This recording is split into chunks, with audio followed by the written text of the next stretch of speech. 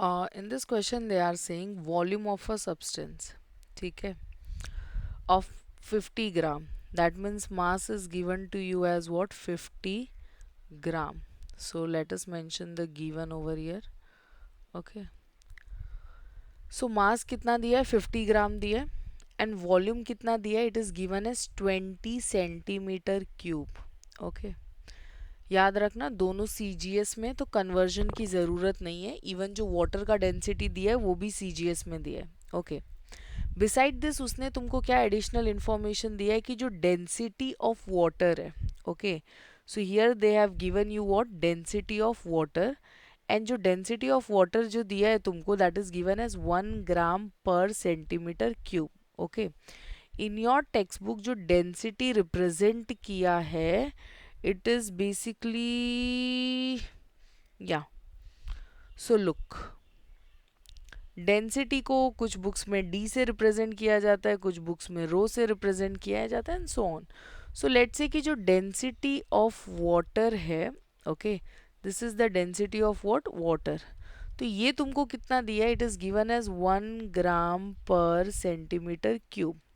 So now they are asking कि whether जो object है ये फ्लोट करेगा और वो सिंक हो जाएगा. Okay. So these two things is being asked to you.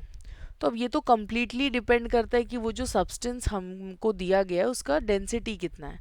So firstly will find the density of that substance. So we know density is nothing but it is mass per unit volume. Mass is given to you as 50 gram. Volume is given as 20. So yes, further you'll divide it. 50 divided by how much? 20, or else you can say 5 divided by 20. So what you'll be getting? 2.5. Okay. Gram per centimetre cube. Okay. ये किसका density है? Substance का है.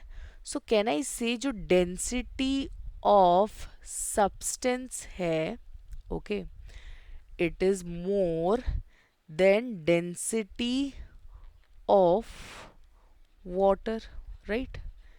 Therefore substance will sink.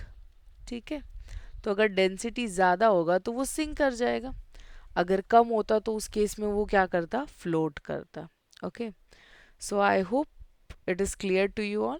In case if you have any doubt, so you can reach to us. Thank you.